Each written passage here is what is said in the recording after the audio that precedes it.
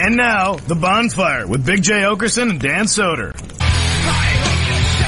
I don't hope any of you choke on it. I think you're all good people. We hope you chew and swallow properly. 100 chews per mouthful. It's The Bonfire. Comedy Central Radio, Sirius XM 95. Big J. Oakerson. That's Dan Soder. I'm underlit because this computer screen's down here. Yeah. So it's like lights coming up. The number, 844-COMEDY-9. We never tell anybody that anymore. 844-COMEDY-9. The Bonfire at The Bonfire at SiriusXM.com. If you want to email anything, God knows what. God knows what. Anything. Anything your heart desires. Any little thing your heart desires. Oh, wait. Can we actually, Christine, before we start the show, can we make an announcement? Can we say? Yeah, let's fucking announce it, dude. We can announce that now, right? Can we? I think so. Yeah, why Fuck not? it. Contract signed. A contract is not signed. Contract's not signed. But the job has been offered as we've been here in a odd search for somebody else to be part of the team of the show. No, let's be honest, man. We weren't in the search. No, Comedy we Central was. No, I said it was an odd search. It was. We were told there needs to be another producer. We need we need people. We needed another body in the room, and we didn't agree with it. We said even after when Black Lou came in, it was a godsend to the show. Mm-hmm. Very involved in the show. He's awesome at everything he does. Goes above and beyond, as does DJ Lou, Jacob. Everybody works hard on the show. Christine, if you go back to the early days of the Bonfire, when we first started the show, 3-6 months, Christine kind of just jumped in and for free. You remember when Jacob used to do videos our first month and I would just yell at you? I'd be like, no, Pat, God damn it, Jacob. So Christine would jump on, the video screen for us, and she would do, all of our social media. And she was doing it for free. And then we talked to Comedy Central enough, and they ended up giving her a small salary for what she was doing. And she continues, everybody does in the crew, as I said, go above and beyond. And, sat here patiently while we had awkward interviews with potential executive producers. Oh, dude, yeah. And then Christine received an email a couple weeks ago, about 2 weeks ago now, maybe. Well, I did get made after I did get made an associate producer. You got made an associate producer, yeah. They stepped that up after a little bit. But then after the searching we did here, or Comedy Central was doing essentially, for the executive producer of the show, they sent her a letter saying that they think they know the right person for the job. Has been there all along, and now officially an executive producer of The Bonfire, Christine Evans, everybody. How fucking cool is that, huh? By the way, you made it sound so much like a rom-com where they're like, I was looking and it was here the whole time. It's you who I love. You're anything I want. You're my producer. What's the best part is that Comedy Central lined up this conference call to tell all of us to be like, we're gonna give Christine the executive producer job. We were pretty much I guess we're getting fired. Yeah. Fugelsang pulled the fucking hammer finally. That's it. He fucking threw his dick around, got us all fired. But then By the way, I couldn't left the room grosser. I mean that wholeheartedly. My manager texted me when we announced the conference call. I just got this basic message. This is how bad my manager is at knowing what a surprise is. He goes, hey, Christine's gonna get the executive producer job. That's good, right? And I'm like, yeah, that's exactly what we wanted. He goes, cool, that's what the call's about. I'm like, oh, cool. And then I asked you, and they were like, and you were like, yeah, we want to surprise people. And I was like, oh, my manager fucking blew that. Well, no, Jay's manager, who's my old boss from the stand, Dave Kimwitz, actually CC'd me on an email congratulating me before Comedy Central reached out to tell me it was happening. It's great. It's great. It's people that are adults using terms that we shouldn't use. We're not in the corporate world, and so we're like, promotion, and you're like, yeah, you're supposed to, there's a way to do it. Is Christine a millionaire now? Yeah, I don't even know how this works. Do you guys know Christine's the CEO of Comedy Central? They offered it to her. They said the person's right under her nose. Isn't that romantic? Isn't that romantic? And then they kissed her at a train station when she was about to leave to Chicago to go to writing camp. But I love Christine, obviously, and on and off the air. No. And in the biblical You don't sense. love her on air. I'm not going to lie. You love her much more off air. On air, I'll be honest, I probably want to give her another job. And I'll tell you this, I think on air, this woman thing might break up the whole thing unless she nails it. I mean, she's going to have to get under control. I'll be honest with you, I don't think I've heard it happen once, ever. I hear it all the time, so I will be your guide dog. Can somebody please teach me how to speak? I'll go like this. Every time you do it wrong, I'll shoot my hand up. Woman. Women. What are you not getting? Woman. I think I'm saying woman and woman instead of saying woman and women. You're saying woman. I'm like woman. You're saying woman, singular, woman. Can you say whim, like whimsy? That's what it is. I'm not getting the women. That's what it is. Because you're saying woman and woman. Yes. And yes, that's exactly what it is. It's fucking everyone's Jay world actually up. brought that up to me like very early in us dating. Yeah. To the point where I was like, do I not know my own like plural? I just found out what word yesterday did I try to say, and I'm like, that's one of those words where it's like, good luck. Fuck, what was it? We all know I have a problem with nuclear. Nuclear. Yeah, but think of it as nuclear. God damn it. Yeah, that's how I say nuclear. That's how I say. Yeah. But there was that one last night where I was like, I just gave up on it after the second try. I was like, synonym time. I ain't gonna get this one. Fuck, I'll try to remember it. Sabathia. I was at a point where I was like, I'm just gonna say girls all the time, but then that sounds condescending. Girls. I can't say women either, Mrs. Garrett. Garrett, I could never say it, Christine. Well, let's just fucking get to it, because we have a guest on the second hour and a story from something that happened to you the second hour. Yeah, so we only have about 50 minutes. What we do have is today, tomorrow, and Wednesday. I feel the first hour of today, tomorrow, and Wednesday we can get through this because we have guests, really fun guests lined up all week, which we'll have other subjects about, but it's a family. This is a family topic. And only real, campers. You're a camper on this one. We're talking, Sal Volcano would be the only one that could come in and probably beat for beat know exactly what we're talking about with this. But what we are talking about was the world premiere Saturday night on Lifetime of A Tale of Two Corys. The Corey Feldman and Corey Haim story on Lifetime. Very important to say, executive produced and story by, amongst others, Corey Feldman. Corey Feldman is the EP of this, and also had a interview show after, which I did not DVR. I didn't see that either. But let me tell you what happened yesterday. Is there was playoff football, and I ran some errands. Jay texted me, oh my god, I'm watching this. Jacob texted Saturday night that it was great. I was doing spots. I kind of didn't know. I was out of town. Yeah, I didn't know when I was going to be able to watch it. I was in Connecticut. Thank you, Connecticut. I didn't get to meet a lot of fans this weekend. The way that club is set up is very weird. Where they just leave.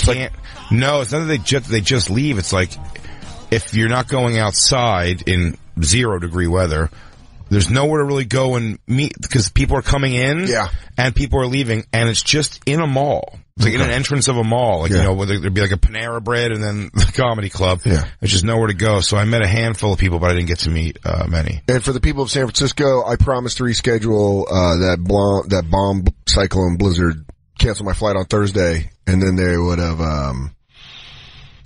I called Delta and they were like, yeah, we're canceling flights till Friday afternoon. And I was like, well, when can I get out to San Francisco? And the guy laughed and he goes, Saturday morning? Maybe. And I was like, yeah, that's not. And it's Thursday. You immediately get on the phone and I called my agent and I was like, can you please call the Punchline? And I want to do 5 shows out there. I don't want to fly out to San Francisco for 2 shows. Oh, and funny, at my shows this weekend, there's a camper.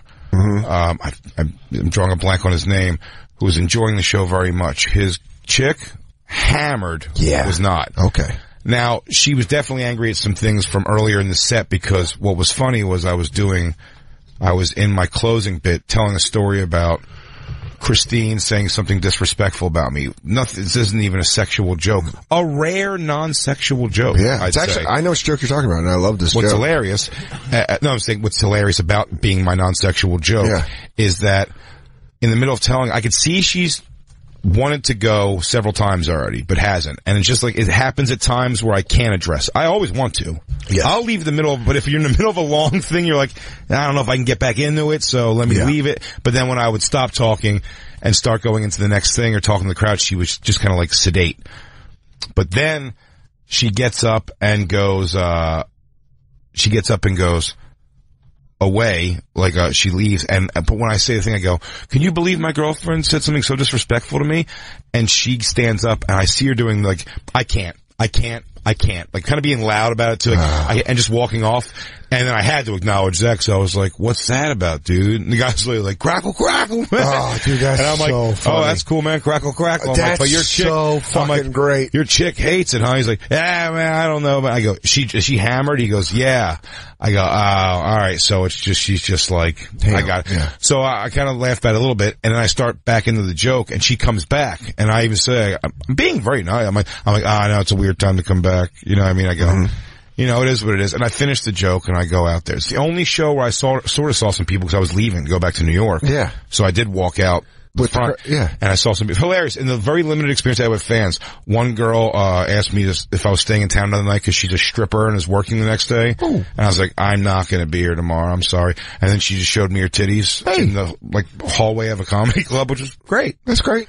Both peers, nice, hot chick. Hey. Then she was like, let me tell my boyfriend, hey, I'm gonna show him my tits. And he was like, great. He goes, I'm gonna go light up this fucking GPC. Yeah, I'm a happy camper. So, when this is very quick as well, I'll just get through it, but like, when I'm there taking pictures, I always think this is the funniest thing, like, and I always try. I'm the idiot because I always try. As I'm talking, signing, and taking pictures of people and stuff, she goes, I'd like to talk to him. I would like to talk to him, because the guy already shook my hand, like the husband, and he's not nowhere to be seen right now. I don't even know where he's at. She goes, I'd like to talk to you. I go, sure, what's up, sweetie? And she was like, do you think you could talk about anything else besides a woman's vagina? And I was like, and I don't even argue that, because I know what she means. As dumb as that sounds, like, of course, I don't just say, I mean, like, it's all like dirty or sex or whatever. Sure. I never make any qualms about that. But I mean, to say it's just like, you're only talking about a woman's vagina. Like, am I? Probably not. Well, I'm Jay Oakerson, gynecology comedy. Gynecomedy? Gynecomedy. I went in there. Name an album. Gynecomedy. Gynecomedy, just all pussy jokes. You better fucking do it. That's fucking great, gynecomedy. Dude, you better do that. I should do that. And do a lab coat on the front. Yeah. Well, holding a clipboard with a clipboard. Yeah. Oh man, if this was 87, that would have been the biggest album out there. Oh my god, gynecomedy is fucking fantastic. Well, anyway, she goes, is that all you do is talk about a woman's vagina? I go, you know, sort of, I guess. I go, I get it. It's not, I always do that. Yeah. I think they never, when someone's drunk especially, they never change their body language and temperament to them coming in thinking that I was going to be like, well, fuck you, lady. Why don't you just fuck off then? Yeah. And I'm just kind of going, yeah, no, okay, I get it. It wasn't your thing. It's not your thing. I leave Big Jay Oakerson on stage. Oh, that's a reference to the Lost Tapes. God damn it. I'm like, your husband's like a fan, I guess. I go, that's cool, whatever, you know, it's not your thing, it's not your thing. And she goes, maybe it's just that you're not funny at all. And it's not funny. So I go, fuck, yeah, I go, look, no, I get that you feel that way. It's fine. I go, but like, you do understand when you do this, like, you're obviously drunk because you've walked into, I mean, you're here like a Yankee, player's autograph signing, and you're the person who waited to come up and go, fuck the Yankees, fuck you, and fuck them. You can't hit a curveball. You can't hit a curveball. I said it. I might be hammered. Well, everyone behind is waiting like, I can't wait for him to meet him and shake his hand. So, not that they're that excited to be, but I'm saying like, I go, you realize, lady, you're saying these people are assholes. Because they liked it. Right? I go, isn't that weird? I go, so these people liked it, you didn't like it. Isn't it possible, rational? I'm turning the people going, I've tried this almost every weekend when this happens, and I've never been successful at making the person realize how dumb they sound. And she goes, maybe it's not funny. I go, but they think I'm funny. I go, so are you saying that they're wrong by thinking I'm funny? She goes, maybe they're wrong. And I go, so then just by that argument, maybe you're wrong. Maybe I'm funny and maybe you're wrong. She goes, maybe you shouldn't do comedy just about a woman's vagina. I just goes back to that and I was like, all right, goodbye. That's 5-year-old. And that was, I mean, I cut the whole, like, kind of meet and greet short just based on, oh my god, fuck this lady. Drunk people, you're like, sometimes you gotta just fucking. I always try to speak rational shit to them. I'm like, hey, I get it. You think I'm gross. And that's cool. Yeah, fuck them. So weird, right? Fuck them. But I'll tell you what lifted my spirits. Well, the rest of the crowds this weekend, and that crowd was fucking fantastic. So Connecticut was a blast. Yeah, but when I got the DVD, I got the text to DVR it as I was leaving the house to go do spots. As I was going to do spots, I got the text from Jacob. Who texted, you or Jacob?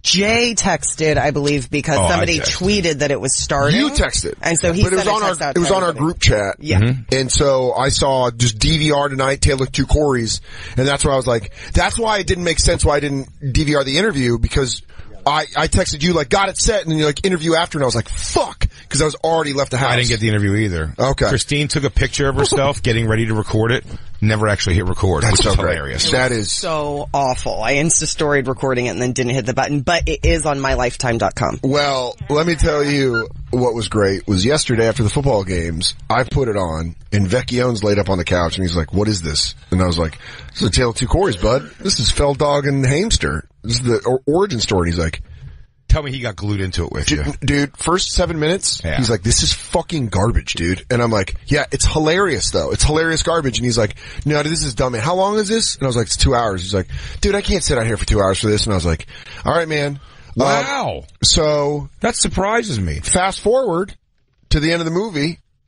Who's glued to it? Who's right next to you? Mike Vecchione. Of course. You want to know? Turnaround on. You want to know the best part? Is I recorded an extra 5 minutes after to make sure I didn't get cut off, because I was afraid I was going to get cut off. And we'll talk about this when we go through the movie. I was very afraid at the moment. I'm like, fuck, because they wrap it up like that. I was going to say, no. We'll get to it. Yeah. We'll get to it. But the movie ended and I go, and I like finished taking my notes and I'm like, it was great. And I go to the kitchen, start doing dishes. Vecchione is glued to the Feldog interview after, and then gets angry when it cuts off. Oh, he goes, it's stop. It's, because Mike is scared of DVRs. Yeah. It's electronics in general. Yeah. Unfrozen Caveman Lawyer roommate. Yeah. He gets mad. Bocce ball, that's my technology. He goes, I'll tell you what's good as a noodle press. He goes, you put it on the edge of the table, you thin out the noodles. It was so funny to watch him get involved. So, yeah, that's... Well, what I thought would be fun here, because we're already 20 minutes into the show. So well, let's go back and forth with our notes. That's what I think we should just do. I think just one at a time, read the whole movie. I was going to say jump back and forth, like boom, boom, like your note, my note, your note, my note, and then we just like work our way down, and then we started after the break. Yeah. You want to do that? Okay, I'll do that. So let me start by just saying, the first thing I have in my notes is, why didn't Feldog do the voiceover? The movie starts and he's like, my name's Corey Feldman. It's like, no, it's not. I know what that voice is. And if I would have heard, I would have yelled out in joy if I would have heard, my name's Corey Feldman. And I would have been like, like Daniel Stern in the Wonder Years. Yeah. Where you're like, that's the classic voiceover. And it's like, when it was a shitty actor's voiceover. Yeah. So immediately that's my first note. I was going to say, it was a guy who plays adult Corey Feldman. Yeah. And adult Corey Hames. Yes. Did the voiceovers as it was actually, it was bonkers. So that was my first note. What was your first note? Just basic things about their, So you're getting their appearance first? No, my first thing is, Feldog wins fight, mom's a whore, Hamster's family loves him, got butt fucked first. Wow, you go through, let me tell you, you know what's funny about that? It's, I took such copious notes that I'm impressed that you summed it up that fast, because mine are immediately like, why does he look like a young John Cusack? His grandpa was a war hero, and that's a weird way. You start noticing that Feldog, I feel like maybe we should just jump into this movie, because there's a lot of points, because you immediately notice that Feldog controls the narrative on how they explain everything. When it explains Corey Feldman's life, he's like, my mom was kind of a whore. My dad, he's like, I loved Michael Jackson. My grandfather was a war hero. And you're like, alright, so you're just telling us your grandpa was a war hero? And he's like, so he had a gun and a white glove that I could use like Michael Jackson. So even the note that I sent to you in text yesterday is very important. If you haven't seen it yet and you're listening, watch it. It's on demand, on Lifetime for sure. It is so written from the perspective of Corey Feldman. And if you know Corey Feldman like we do at this point, guy's got a bit of an ego. Yeah, well, I haven't seen a movie this blatantly written by someone since P. Diddy wrote Notorious. Because you watch Notorious and you're like, oh, hey, P. Diddy fucking love film. That was annoying. As I said, exactly. He goes, I forgot, before he got murdered, Biggie Smalls went to a room and called everyone he loves and tells them he's sorry for anything he did wrong and how much he's going to take care of him from now on. Everything's gonna be different. I hope Puffy produces my movie when I'm dead.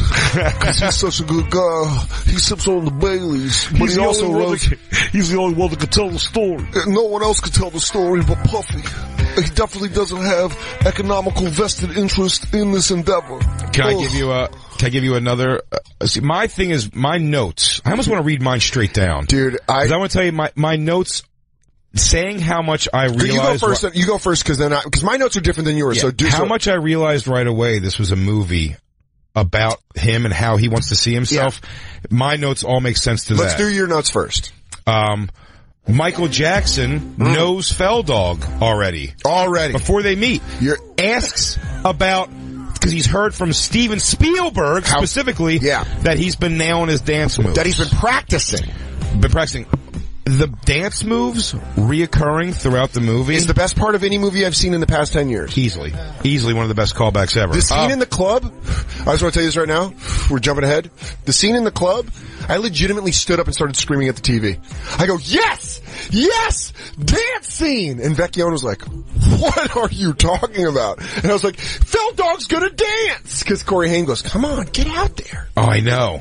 Everyone's encouraging me. He's like, and he goes, no, not tonight. Dude. And he goes, come on, man, you got him. He's like, I'm not really in the mood, but okay. But by the way, this is also a guy who's a 3-hour show on his birthday. The dance move? Of course you didn't want to fucking see it. The dance move this actor continues to keep doing is just a 2-finger, point out, jetting out to the side. That's how he impresses Michael Jackson. He goes, I heard you learned some of my moves. And then Michael Jackson goes, if you wouldn't mind, could I see them? Yeah. And he goes, I mean, yeah, sure. He goes,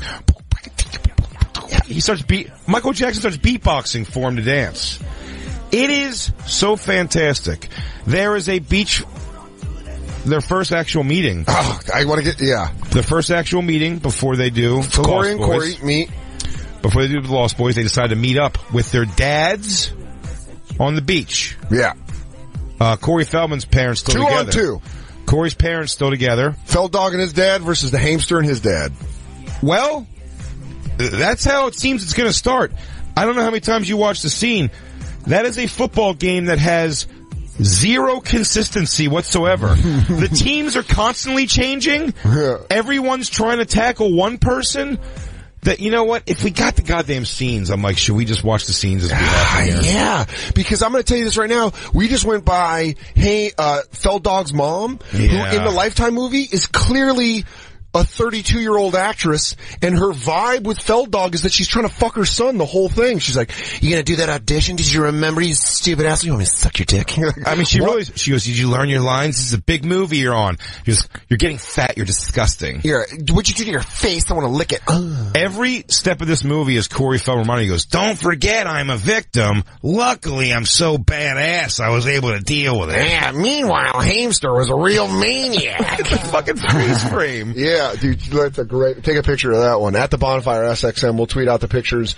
And so fuck it, let's just take a break, come back. Let's not even take a break, let's do the Michael Jacksons, that's right here. And it's a little visual too, but just to hear what he says. Well, there's notes that I haven't gotten to, which is my favorite one, which is where the first time they show, I was just making jokes at the movie, but when the first time they show Corey Haim and his family in Toronto, and he's like, about the audition, and he's like, I'm just really nervous. What if I don't get it? And Mike and I paused it, we got to be like, what if I do get it? What if I go to Hollywood and I get boofed? What if I get boofed right in a double wide? I mean, by the way, a 4-banger. The trajectory of Corey Haim seems to be, he's the most innocent, sweetest kid in the world. He's like, neato, I have a trailer, and then a guy butt fucks him in the trailer, which they show oddly graphic. Yeah, he's grabbing the back of his hair. Because it's not happening to Corey Feldman. Dude, exactly. Something I'm going to notice with you, he gets all the cool guy molestation. He gets his dick sucked when he's sleeping. Gets his dick sucked while he goes,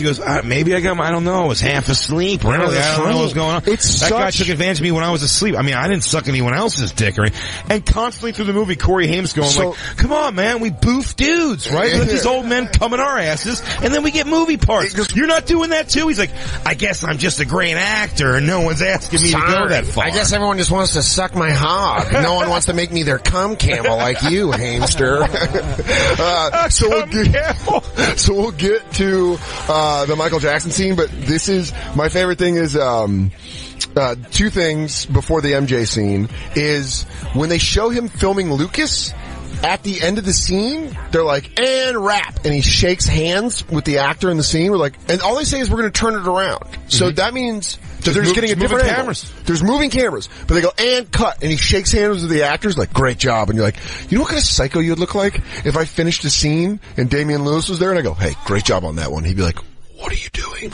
Yeah. So I was like, hey, great job on that. He goes, this is weird. He goes, we're turning around. We're going to walk over there and sit until they lay the track for the camera, and we come back and do this exactly at the end. And I go, Dan, if one day on set you agree to just every time they go cut to shake hands with everybody else and just say great scene. Dude, you want me to do that next week? They go, no, we still have to get coverage in the scene from across the room. He goes, yeah, I know. Dude, great job, everybody. I'm so down. Fantastic work. I'm so down to do this next week. There's a scene where it's like a meeting scene in the meeting room. Good job, everybody. Give it especially to the non-binary chick, but especially you. Great. You're so brave. I will do that when they go, and we're going to turn around. I go, good job. Good job. Good job, everybody. Good job. Great work. Good job, everyone. And then finally... Crew, fantastic work on that. I maybe get to the point right now where... cause you're at the hamster getting molested. Perfect. The molester's voice sounds so much like a bad Kung Fu movie voice. I grew up watching Kung Fu movies. Christine's pretty convinced it's Rachel's dad from Friends. Dude, it might be, but it's so funny because he goes, don't you understand? I can... treat you, show you, boys club. It really is the Don't you want to be one of the boys? Aren't you a Shanghai monk? You belong in Shaolin. The Wu-Tang is too powerful. I mean, the guy's game was fucking on point. The Iron Monkey could never defeat your butt. I will show you, Corey Haim. Let's play it. In the time it takes him to turn around the camoras, he gets butt fucked. He gets fucking That's railed. what I was saying. That's what I wrote down. I wrote, middle of a shoot, you're butt fucking your star? You gotta be a powerful ass producer to do that. You think even the person in between scenes, the most you get is like, hey, why don't you let me take you to dinner after this? You know, I'd love to talk about how you're feeling about the movie. Hey, what hotel you staying at, buddy? Maybe I'll get you a burger. We can talk. Yeah. I can do some plowing up on your room. I mean, this guy's like, he's like, how long we got between scenes? He goes, 15-minute turnaround. I guess he goes, hey kid, don't you want to be cool? I mean, you want to be cool, right? Yeah. You know the answer to cool? Here he goes, taking my dick in your shitter. Is that going to make me cool? You know it. And he goes, director, he's like Danny Ocean. He goes, director goes, we got 15 minutes. He goes, I have the perfect plan to butt fuck this kid into 11. If he's out here in 12 minutes, I didn't do my job right. He goes, it's the perfect heist. And by heist, I mean stealing that V card. I want to be naughty. Yeah, you do, Jacob. Well, let's watch the scene where Hamster gets boofed. Which is 5 minutes and 13 seconds. Oh, that was my favorite text from Jacob. He goes, already a boof and a fell dog. No, and then I texted, I go, 6 minutes in? No, I go, 7 minutes in, there's already a butt fuck, and he goes, Jay, 6 minutes in. Yeah, that's correct. Right away. I'm kind of over the food here. Of course. Whenever you want. So he's just sitting there. Corey Feldman just throws Corey Haim under the bus. He makes him look like first off, a power bottom. He makes Corey Haim straight up be like, yeah, and in the movie makes sure that Corey Haim gets butt fucked a lot. What about you, Have him really throw his back into it. He goes, oh no, he he grabs his ankles and makes his ass shake. Do you remember Trina? Can you make him like Trina? It's like little Kim Hardcore. Yeah, nah, he really loved dick. I think he was more of a dickaholic. Anyways, I barely touch the stuff. I mean, at one point they almost make it seem like he sort of even doesn't mind it. Corey Haim. At the pool when they're hanging out, it makes it sound like Corey likes dick. Yeah. And when he hangs out with Doug for the first time, where he blows Doug. And then, by the way, and then Corey Feldman's I'm sorry, I didn't mean to make that. I said that wrong. Jumping ahead. Yeah, we'll stop jumping. It's Marty. He doesn't blow Doug. Yeah. Doug blows Doug blows Marty. He blows Marty. Maybe. By the way, you guys know who Marty is, right? In the movie? You know what actor he is? Oh, no, I forget who it is. Oh, dude, I'm gonna blow your fucking mind. Let's just watch the first molestation scene of Hamster. And then we gotta take a break. My back, my neck, my...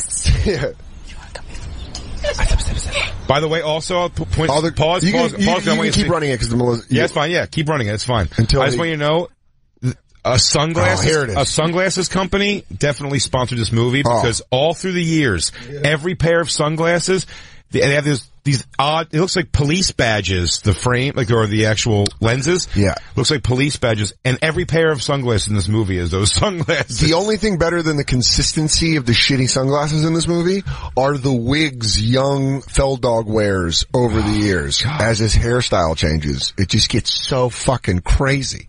So this is right when the molester, I love how fast and excited you guys sound, like kids getting boofed as your cocaine. Oh, yeah. Yeah, I love it. Sarah McPants, it's our lifeblood. You guys want a boof? We should talk about boofing. Hey, you guys want a boof? Alright, here it is. Hey, boys, you guys want a boof? Here's the molestation scene. Molestation. Yeah. Should go talk to her. I have a big scene I need to study for today. Besides, what would I even say? You've, never been with a girl before, have you?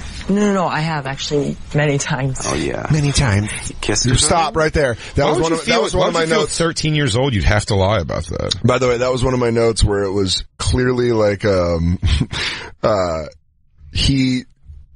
hamster sounds like a gay guy trying to talk about girls in that scene where he goes, all the time, just dripping wet pussy. All over me. It's nonstop. It's sticky and, right? Sticky and sticky and it's like, smells different, right? Smells like chicken. Jesus. Yeah, also the other thing too, like, he's like, Corey Haim's like, no, I get tons of pussy. Like, he's trying to lie. But until it happens for him in the movie, Corey Feldman's like, no, I'm a virgin. I'm a virgin. Goddamn, when he loses, that scene is like, oh, you wrote that, is that from your dream diary? I mean, it's crazy. This movie is so narcissistically built by Feldog. Let's get to the booth. That if I'm involved in Corey Haim's family at all, I am fucking furious about this. But they had to have signed off on this. I don't know. I don't. You don't? I don't know. Also, can we ask, what is Hamster's mom's accent? One of my notes, buddy, will be like, no consistency on the accent. She's all of a sudden Finnish? She's like Russian Jewish once in a while. And then sometimes just straight up American mom. And then, but they're Canadian. We gotta get through She this. should have just have a Canadian accent. There's no announcement of terminal illness. It just looks like she just rips off a wig at one point. Yeah. She does whip off a wig at one point and then has that weird hay hair where I believe you would just get rid of. Why would you keep the fucking freaky hair? Becky Young goes, wait, Corey Haim's half ghoul? Half crypt keeper. What a lovely day we have. All right, gotta get through. I know we gotta take a commercial. With a girl? Don't worry about it. You're green. That's fine. How is your Corey, kung fu? I'm here to help you. How? I'm gonna fuck that ass. Listen, my friend. Let me let you in on a little secret about Hollywood. There's a girls' club. There's a boys' club. Now, you want to be in the boys' club, don't you? How's about it? I guess. I'll help you. Don't worry about it. Rubs his head. Come on. Let me show you a few things. Let me show you a few things. What a cool way. How many things do you think he showed him before he put his dick in his butt? He goes, all right, well, we only got about 7 minutes left. So, pants down, ass up. That's the way. Oh, now it just jumps. Yeah, no, it jumps, and this is where it's going to go to, the MJ Michael Jackson. We'll take a break. Oh, God. We'll come back, but they flash back at some point. No, that's the scene. I also want to talk about that scene. To Corey Haim getting like... Oh, no, it's taco night at the Hamster's house. Yeah. That's when the flashbacks happen. It's the Bonfire. We'll be right back. And now, back to the Bonfire with Big J. Oakerson and Dan Soder. It's the Bonfire. Michael Jackson music all day on the Bonfire. Comedy Central Radio, Sirius XM 95. I'm Dan Soder. That's Big J. Oakerson. Talking about the Tale of Two Corys. Obviously, we have 20 more beautiful minutes. We have 20. Not even. It's like 17 beautiful minutes. It's like when you wake up and you see your snooze alarm says 15 minutes and you're like, that's forever. That's all I need. That's right. But we as we have to break for commercial. Why don't we have live reads anymore, Jacob? Does everybody hate us now? Are we being fired? Are we being fired? Did Christine just get her job promotion? And did they do this to distract us? It's just January. It's Just every shit show. time? Yeah. Yeah. I got my sleep number bed so y'all can suck my dick. Suck it! I'm Ring Video doorbelling my life away! Oh, my mom's... I look at everybody who comes to my door. My Nana's neighborhood is protected. I am the watcher. Nana, what's happening? You put your Ring Video doorbell on a telephone pole in another city? Yeah. I'm always watching you. Streets of Aurora. Lakeport, California. You're on notice. What are you going to do if something happens? Call the cops there? Just call the local police. Hopefully the fire department. I would never think. All right, so it's back to the Tale of Two Corys. Obviously, we jump from now a crushing moment in Corey Haim's life. A crushing I would say moment. The defining moment. As they say in Westworld, it is your cornerstone. That's right. It's the pivot for sure. And now what The do you pivot. now you're wondering what is going on in Corey Feldman's life? While Corey probably Haim is getting his shit packed by some fucking Hollywood tech You know what it is? It really is with, like, if this was an action movie, Corey Haim would be the cop that takes a bullet and it severely affects them the rest of the movie. You know when they do realistic shit like that in action movies where they're like, I was shot, and like, you've been shot, like Denzel in Man on Fire, where he's kind of like, you know, he's fading quick because he's been hit. Yeah. Versus Corey Feldman, who's straight Schwarzeneggering it, where the bullet just skims through and he's like, I've got to keep going. And you're like, there's no self-awareness in this at all. Every end of everything is Corey Feldman at the last minute. Even when you think he's down and they're trying to drop his arm for the third time, the Hulkamania figure stops and lets you know, he goes, the Feld dog doesn't stay down. Corey Haim's in a fucking bucket in an alley somewhere. Dude, Corey Haim gets hit, he's like a ref in the WWE. He's knocked out for 15 minutes just from taking a slight bump. Feld dog is just taking chair shots and still getting up. Also, oh god damn it. Fuck, I just forgot what I was going to say. Dude, I'm surprised Feldog didn't spit the comeback in the guy's face after, like, oh my he's God. Like, I'm Feldman, don't forget it. Don't forget it. He's like, is that what he calls sucking a dick? He just sucks his own dick. He goes, This is how you suck a cock. He goes, I'm gonna face fuck you. Now I'm fucking you. I own you. I'm masculine. You're a lady boy. I'm dominant. You're the one. I saw your finished nails touch my thighs. This is on set with, of Goonies. These are the set of Goonies, and this is who the next shows scene. up? This is the next, just play it. Invite Michael Jackson to visit the set. Yeah, Michael Jackson. Skinny chunk. Not Asian data. We could also call, by the way, pause. We could also call Jeffrey Cohen and have him call in at some point. Oh, to talk about this Chunk exact himself? moment? Yeah. And be like, did this happen? Did this Jeff happen? Cohen, did this happen? Possibly? I think see if you can set that up for tomorrow. Yeah? Yeah, see if he's your lawyer. You're right. Tell him you won't retain him. I will not retain I got a good him. one. I got a good one that's not I him. just have one question about one scene. Christine, text Bradley. Do you have Bradley's number? Yeah, I'll get, yeah. Text Bradley. No, but text him now. Maybe we can get Jeff on the phone today. I mean, I don't think we're going to be able to in 15 minutes, so let's try to do it tomorrow. I know. There's a lot of stuff going on. I'll text him anyway. Yeah, text him and try to get it. So anyways, Michael Jackson, a.k.a. I mean, you know what? It's not a bad Michael Jackson. I thought it was just a woman at first. But it's not a bad Michael Jackson because he is feminine, but he's also, they kind of nailed the... It's not a terrible Michael Jackson. Not a terrible Michael Jackson. I've seen way worse Michael Jacksons. Yes, me too. Yeah, well, they had, whatchamacallit played Michael Jackson in a movie. Oh, yeah. Not Ray Fiennes, the other one, his brother, right? Ralph Fiennes. No, that's Chris the same Fiennes. guy. Joseph Fiennes. Joey Fiennes! Plays Michael Jackson in a movie. That's, the idea of that is appalling. That's great.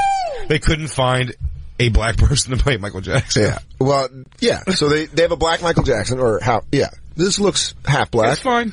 Bruno Mars-esque. One of my least problems with the movie was the casting of Michael Jackson. Oh, dude, I'll tell you this. This versus the Hugh Hefner that they put in this movie.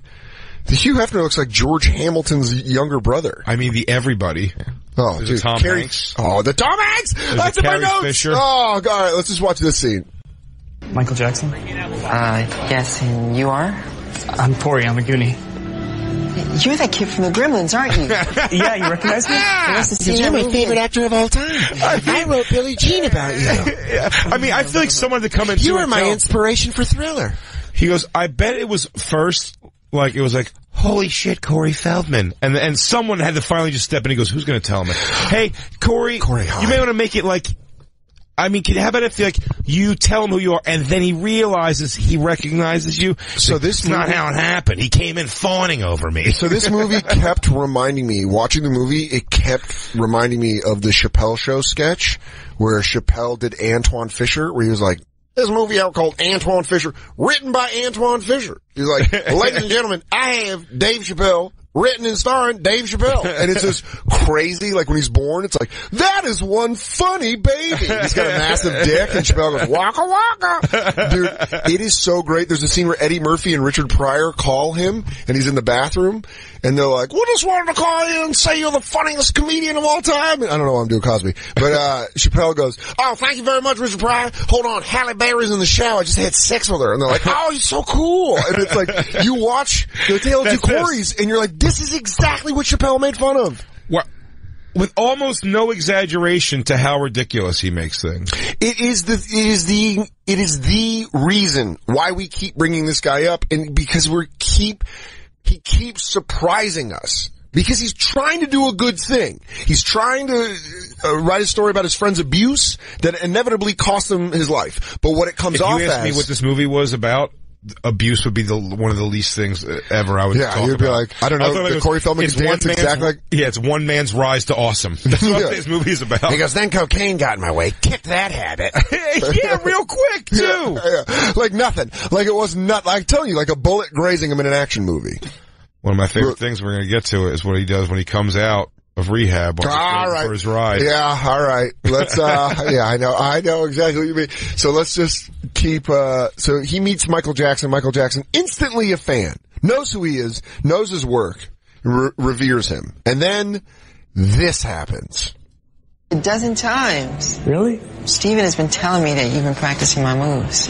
Yeah, I have. You know, when Steven Spielberg and Michael Jackson talk, Spielberg goes, "Hey, there's this kid that plays one of the characters. He's doing your dance moves. You want me to break his knee or something?" How about he just introduced himself to him, didn't know who he was, but already had a conversation with Steven Spielberg about him practicing his moves. Yeah. It just dawned on me that you must have been the guy Steven was talking about when he said there's a little weirdo who's doing your dance moves out there. Don't you feel weird about it? He said this like megalomaniac. He said, I think this kid could be the next Hitler.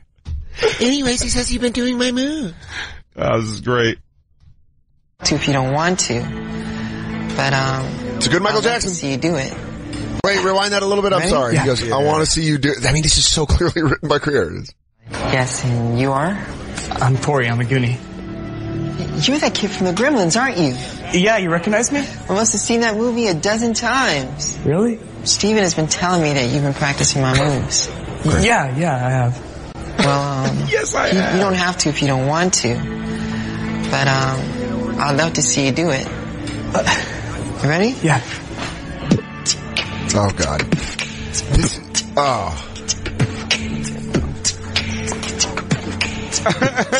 Doesn't even nail it. The moves he does during this beatbox is... By the way, what's great about it is that it actually never gets better as the movie progresses. No, but he almost gets worse. It almost gets worse, but he continues to do it, and people encouraging him that he's really great at it. Yeah, they're like, oh my God. Dude, the best It's an underlying thing in this movie is how good Corey Feldman's dance moves are. And we will get to the club scene, but there is an exact moment where in the club, a guy goes, oh, I just lost my notes, where he goes, how did he learn all this stuff? And he goes, this guy named Michael Jackson. It's like, yeah, no, everyone knows who Michael Jackson is. You idiots. Oh, God. We'll get to that. All right, so this is after, this is the scene where he relives it. So this is the hamster right here. Reliving it? Yeah, and I want to watch this scene real quick. Hit play. Oh, it's a hair-pulling butt fuck. That sounds like it's a man-on-man. But hold on, butt fuck. that sounds like a movie review.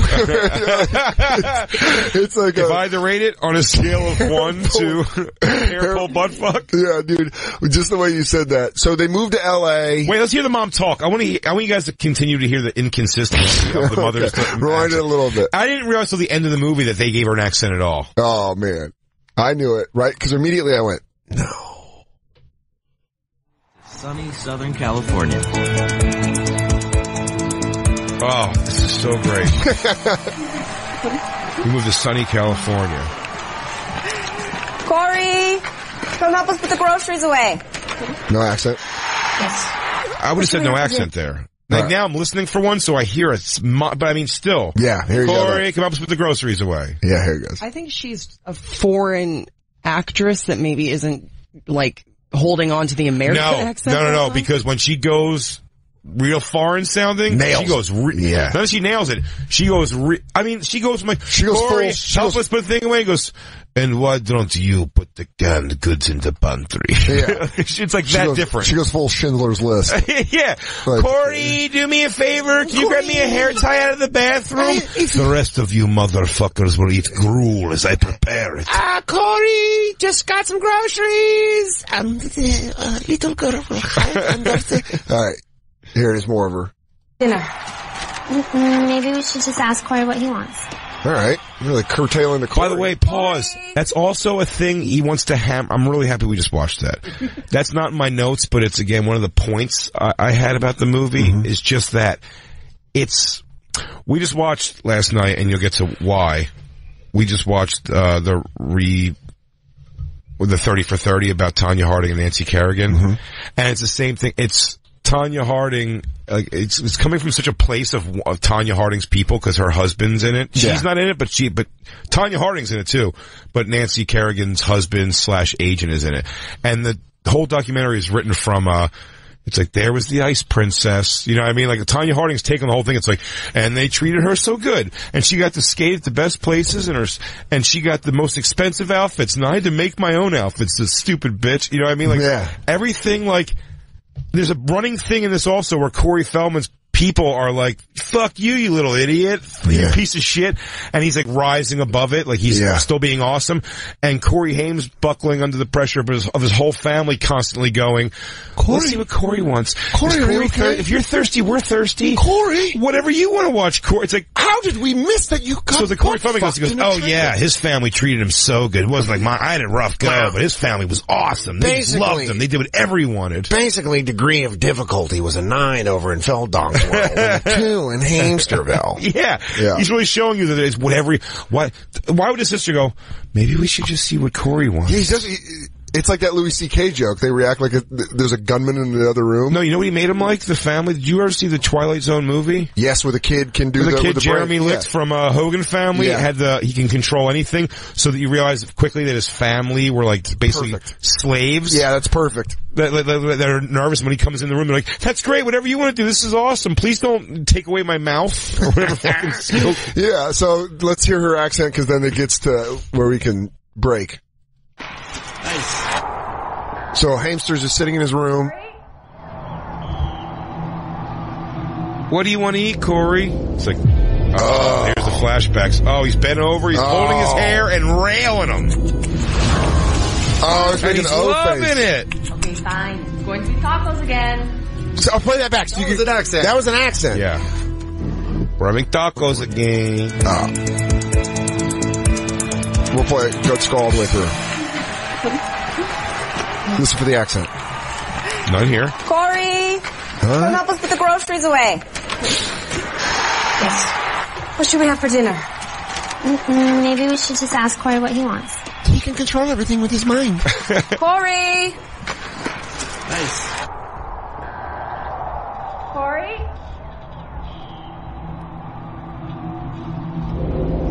Oh, man. Hair pull butt fuck. I mean, really? Oh! Okay, fine. It's going to be tacos again. Tacos again. Taco kisses. And now it's like Hispanic, though. Yeah, it sounds We're like having tacos it sounds for like your Cartman. quinceañera. By the way, if this booth did anything, it did teach Corey Haim to smoke weed before you eat tacos. Yeah. Good move, Corey. That is not a bad move. I know they're making, if you just change the music to this scene, actually like a pretty good, it's like, taco night, Corey's like, dope. Puts on some Public Enemy in his room, starts like, fucking whipping a couple of, I'm gonna get fucking fried up. couple of bowls. And they show that with such like a disparaging like thing too, where it's like, he thinks about getting butt fucked and the only thing that can help him is weed. Like, sinking into some B-sides on a Pink Floyd record. He goes, sorry, Mom, I'm just going to look at my tapestry. Think about just getting railed by that producer. All right, so we'll come back because we're like maybe 8 minutes into the movie. If we should start doing like like companion things where like we watch a movie and talk about it and then people can watch it at their house. They can sync it up. Yeah, and then like you can pause it and we'll be like, pause it, play it back. But we have to come in and watch it here. Yeah, I'm fine with that. We have to plan to do like a nighttime thing here. That's Everybody's fine. willing to do that. You want to do a fucking SiriusXM lock-in? We'll watch 2 movies? Hell yeah. Just do companions for him? Absolutely. We should do that? Oh, for sure. The new Karate Kid with Jaden Smith. Oh, I've never seen it. Really? Never seen it. Oh, and then, I'll make it nice and juicy angry. Okay, so I think we should do that, and then maybe we should take like a Roadhouse or something fun. We'll take recommendations from campers on our companion pieces. That'd be a fun thing to do, like on a Tuesday night. Yeah, dude, I'll do a Bonfire companion piece. Tuesday night fucking shut in? Yeah. Let's fucking just stay in after the show and then just do like 4 hours, go down, get some food, bring it back up. That'd be a companion pieces. Yeah, we'll do some companion pieces. Let's do it, buddy. All right, let's take our break. Ooh. And now, back to the Bonfire with Big J. Oakerson and Dan Soder. Wait a second. Are you Dan Soder from TV's Billions? Oh my God. Damian Lewis told me all about you. He told me all about you. Does he say, do you know how to sing just like me? He says, would you mind doing it? Does he see? He goes, wow, I'll beatbox. He gives you the speech from Boogie Nights. He goes, I heard you have a really big cock. I go, yeah. Do you mind if I see it? He goes, Jack tells me I have a giant cock. Thank you, Eddie. Thank you. Joining us on the show, another Denver resident. Well, I'm Aurora. He's Denver. He's Denver proper. This always gets weird. Yeah, thank you for clarifying that. That always gets weird with us. Noah Garden Schwartz. He's going to be at the Draft House in D.C. this Friday and Saturday. Go to drafthousecomedy.com for tickets. Is that better, being like from Denver proper than Aurora? Yeah. Doesn't that give you a little more character, though, being from Aurora? No? I mean, if you think so, if I had to choose, I would gladly stick with Denver. But that's strip of 225, baby. Yeah. I spent a lot of afternoons at the Aurora Mall in high school. Yeah, did your mom ever fuck a mechanic named Buzz? No, that's Aurora. I say Aurora's better. Yeah. Oh, that's points for Aurora? Oh, yeah. That's some 6th Avenue Aurora. That's Colfax. Don't let this chai latte fool you. I'm from the gully gutter. So, Noah, we are, our producer Jacob kind of caught you up, but we're massive Corey Feldman fans in the sense how could you not be? Yeah, we're also massive fans of how insanely large his ego is. Hardest working man in show business, some might argue. Yeah, 3-hour shows. What's up, Bruce Springsteen? Suck a dick. This next one is this is a Corey Feldman song. Does he do 3-hour live shows? Oh, we went to one. Oh yeah, we sat through it. What with what is his group? The Angels, yep. Corey's Angels. Oh, so you're familiar? Well, I saw. I know what you're thinking. It's a concert, so like there's an opener or two, and then he comes on 3 hours, man. It's a night. No. After all the openers, he's doing 3 hours. Gotta love that. So he wrote a buyout movie about him and Corey Haim, which he clearly wrote and made Corey Haim look like a fucking maniac. Oh yeah. But the first scene, or the last scene that we're going to talk about this movie today, because we're going to come back to it tomorrow, is you got the scene, Christine? The scene with the bullies? Very important information. Yeah, is that Corey Feldman is one of the writers listed first, so the main writer and executive producer of this. So this movie, what we've caught on so far is that it's a fucking suck-off. It's a nightmare story for Corey Haim and all the terrible things that was happening to him. Who also, by the way, his family loved him the most, was more supportive than Corey's family. Yeah, Corey Feldman's from a meaner situation, but he's like a better actor and things like, he's a little more like... He rises above. He plays the hero. Yeah. He's always a victim, but he like, at the end of it, he's like... But also, he's not a victim, which we'll get to later tomorrow, but Corey Haim, when he's molested, he always gets butt fucked. But when Corey Feldman gets molested, he gets his dick sucked, and he's kind of sleepy. Oh, wow. Yeah. He's on drugs, so he's not even fully sure. Yeah, but he thinks he got his dick sucked by a dude with nice nails. Do we know if there's been any retort by the Haim estate? Oh, good. Oh, we're not even sort of there yet. We're days away from that. We're only 8 minutes into the movie. I mean, we've been rolling around in this thing all weekend. We've been waiting to talk about this. Well, You I will came be on following the saga along. Yeah, you came on a historic Bonfire Day, but this is the last scene that we'll watch of the movie today, where Corey Feldman is at school. You know, and as the voiceover says, which you're not going to catch, he goes, "Can you believe they wanted us to be around regular kids and just act like we were regular people?" And then it goes, and I'm doing the real Corey Feldman. even though they should have had him voiceover. I don't understand why he didn't voiceover it. He was there every day, I'm sure of it. Yeah, he was definitely standing over the director's shoulder going, can you make him look more badass? I think he always walked around with an electric guitar too, even though it was never plugged in anything. He was always walking around, he goes, hey guys, well, in between sets I like to think and maybe write a little bit. He goes, do you guys want me to come up with a song on the spot about what's happening right now? Do we know who did voiceover? The actors that played older Corey Haim. Okay, so it's not like a Morgan Freeman job where he just found the coolest that voice would have been fantastic. Oh, maybe a fucking Sam Elliott, Captain Picard or something. You know, if Corey Feldman was used to the high seas of fame, well, then there was the ocean floor of drug addiction. What if he just had like Gilbert Godfrey do the voiceover? Corey Feldman came in, and he was my friend. Corey Feldman's butt remained tight. Corey Haim. Well, the Aryans had some different ideas about that. You ever seen the dirt in the horse stable? Well, that was kind of like Corey Haim's asshole. He was beaten and moved around. Really shuffled. He goes, now back to our hero story. He just is blatantly obvious about it. And now the right Corey. So, Noah, this on the screen, well, not right now, but, the guy playing MJ, B. Howard. This comes from Marcus Silva, tweeted at us, not to go off track. I mean, that's what our whole show is. But the guy playing MJ, B. Howard, is rumored to be Michael Jackson's actual kid. That's a juicy rumor. I'm not, in disbelief of that.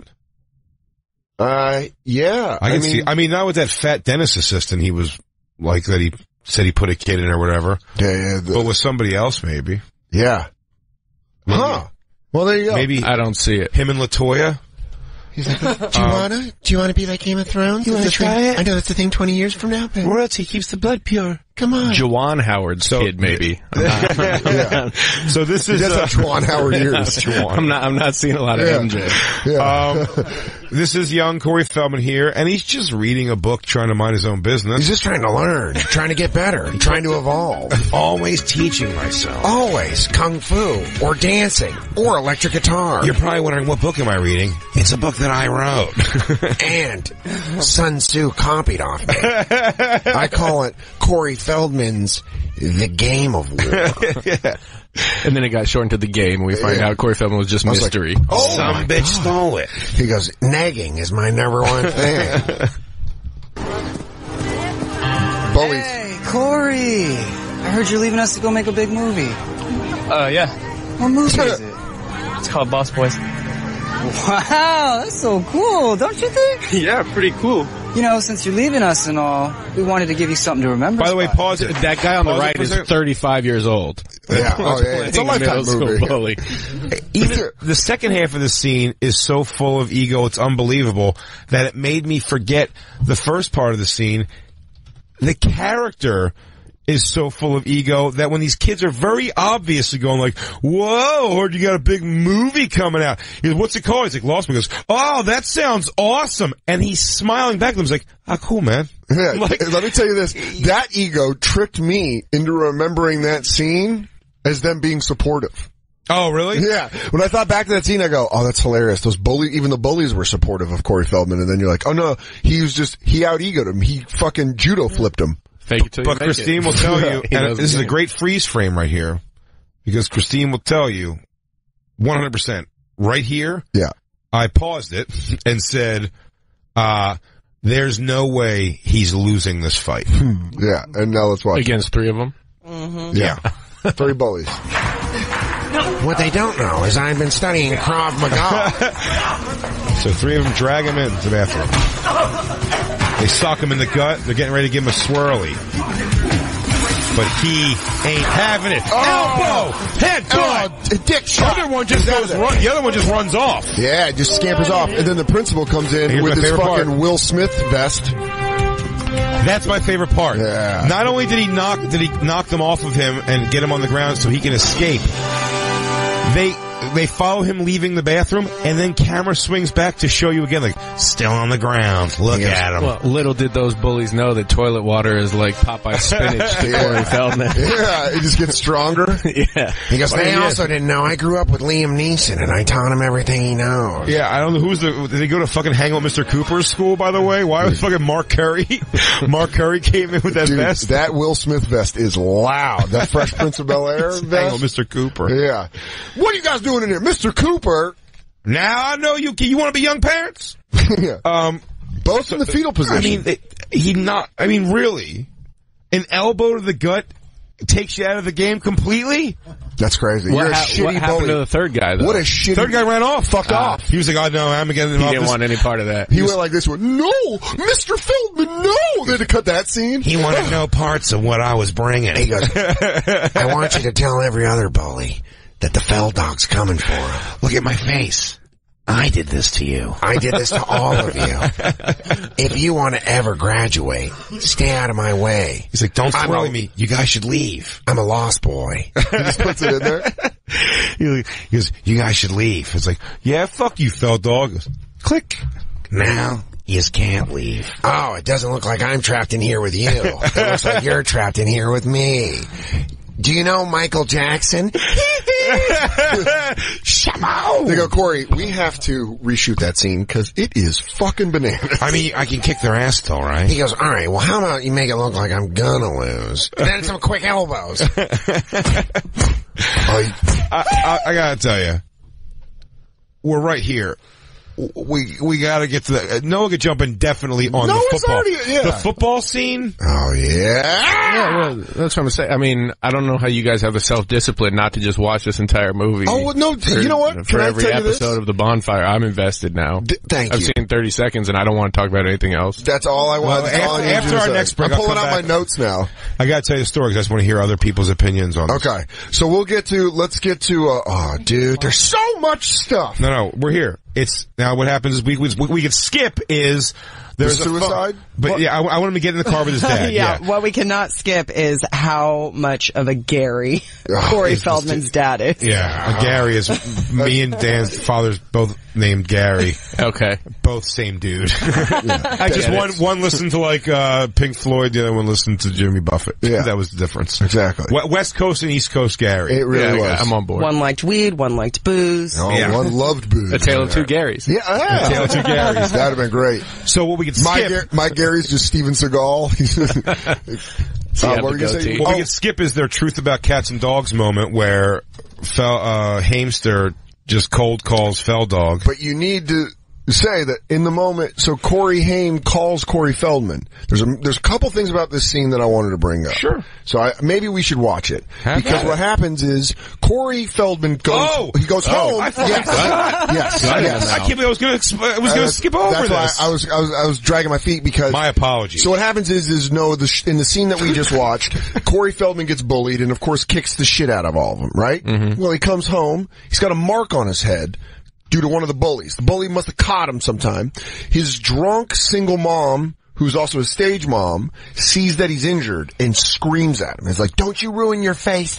That's how we make our money. Don't screw in that. So then Corey Feldman goes into the bathroom with his grandfather's handgun. Because he was a war hero. Which he was a war hero. And he goes and lays in the bathtub and puts the gun in his mouth. And that's going to be the end of the movie. But then... Completely forgot about that. It was so... And again, what's saying about that is... That's how glazed over this movie anything that's like holy shit moment for Corey Feldman is. His life being bad because he goes, I was gonna kill myself, but then I realized too much more ass to kick. Yeah. I realized that these bullets can't destroy something so pure. So he's got the gun in his mouth, and then, like we all had that telephone next to our shower. Yeah. So far I've seen two scenes and they both took place in the bathroom. Yeah, big bathroom movie. But I'm talking more about the perfectly placed... Location scouts had a nightmare. There he goes, but I told you I had a phone next to my shower. So he's got a gun in his mouth and he's about to pull the trigger and then hit play. He's going to kill himself because he's successfully getting films. Yeah, but he has a mark on his head. That's the other. His mom doesn't like That's it. the other problem. Another big problem. Christine, pause for a second. Another big problem with this movie is, again, it's way too much of the. You're trying to get America on board with like the plight of the child actor. It just, no one's eating it, man. No one's fucking biting into that sandwich. No one, it's so crazy to complain about that. He goes, I'm getting ready to go do The Lost Boys. It's probably gonna be one of the coolest movies ever made. And then he go, yeah, he goes, well, you're almost got a swirl. He goes, they're trying to give me swirlies because I'm in an awesome movie. He's like, I'm just gonna end it all right here. Why do I deserve to go on? If they don't like me when I'm making badass, cultural, iconic movies, then what point do I have walking this earth? Here it is. So he's got the gun in his mouth. He just got done being in the Goonies and Gremlins. Also, the familiarity off the bat between the hamster and the fell dog is bananas. It's Kismet, dude. No, it's not. It's called Kismet. Oh, Kismet. I thought you go kids. It's called Kismet. Kids met. Kismet. Yeah, Kismet. You guys get it. I'm gonna do it.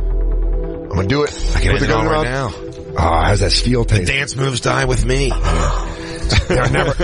He goes, I can't. There needs to be two. What if Michael gets injured? Oh, my shower phone. I better pick it up. I mean, like, that's what he goes, damn it. Can't come to the phone right now. So he starts leaving a message. Right here. Hey man, it's Corey. Corey Haim. Listen, I'm really excited because I heard we're going to be working together on The Lost Boys. And I think it's funny and all that we have the same name, so... Hello? Corey? Hey. Sup, sexy? Hey man, how are ya? I can't help but notice that he gave him a little bitch-ass voice. Oh, yeah. And he gave himself, like, the deepest baritone a sixth grader's ever had. Yeah. He goes, what it is, Corey? Yeah. What it look like, Jack? He goes, say hey, Corey. He goes, what are you up to? He goes, oh, I'm in a dark place. He had the description, a Barry White type. Yeah. I was getting ready to go ham on myself. He goes, I don't know, I'm about to change the interior of this bathroom to blood red. What are you up to, man? I had a long day, and you called me out of short. About to paint the walls with my brain. He goes, I'm about to put a little thought jelly on the side of the wall. Just, the fact that he almost thought jelly. He goes to kill himself, and then he's just so cool on the phone where he goes, what are you up to? He goes, nothing. What are you doing? He goes, count my jelly bean collection. Yeah. Like, what are you doing? He goes, I was just eating a gun. He goes, oh, cool. Do you know gunmetal tastes different than change metal? My front teeth on the cold steel gave me a brain freeze. He goes, you know, I've never been harder. That's what the Feld dog calls a Tuesday afternoon. Oh, yeah, man. It's Tuesday. I'm probably going to go lay in the tub with a gun in my mouth. So the change in temperature of this movie from Corey Haim, who seems to be dealing with, aside from smoking a little weed, is really processing well. Yeah. From getting tossed around, fucking ass out first to everyone in Hollywood. He seems totally mellow. Meanwhile, Feldog's gonna kill himself because his mom yelled at him. Yeah.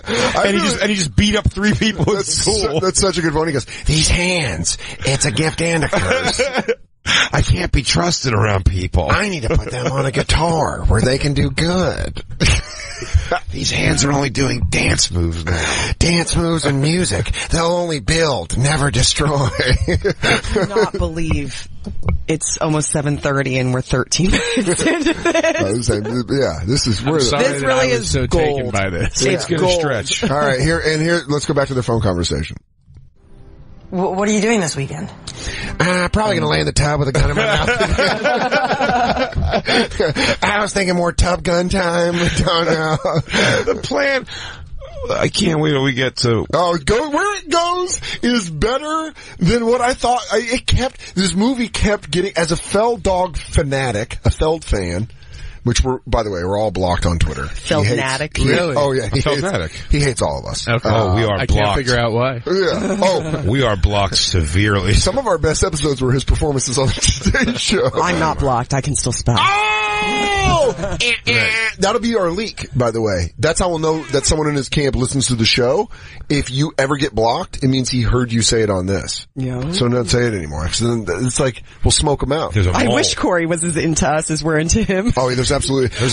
By the way, he can take a backseat to Roman and Sierra. I wanted them to be into us. I mean, he sort of knew who we were for a second until he started telling where he's running from Hollywood hitmen. Yeah. I mean, like we got close and then he swam away. All right, so let's get back to the phone conversation. Yeah. Cool, because I'm going to the beach with my dad, so maybe we can meet up and play a game of football. Yeah, that sounds like fun. Who invites a one person and then technically two people? Dad is all-time QB. You know the rules. Actually, no, this is the one show where we don't know the rules.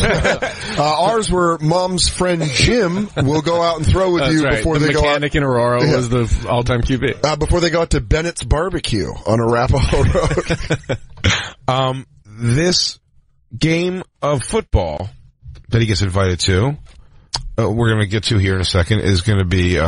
it's great. Now we have to watch the scene first where Corey Feldman... We get the first introduction to Corey Feldman's dad. But let me... Who's not made an appearance which we're working there. But let me tell you that the game of football in this movie is comparable to the volleyball scene in Top Gun, Hit Play. Well, it doesn't go to that first. It goes to the dad first. I know. We're going to get all the way through. But I'm getting Noah excited. The volleyball scene, sure. But what I want us to notice as we watch it, if we watch it straight through, the football game they play... Yeah.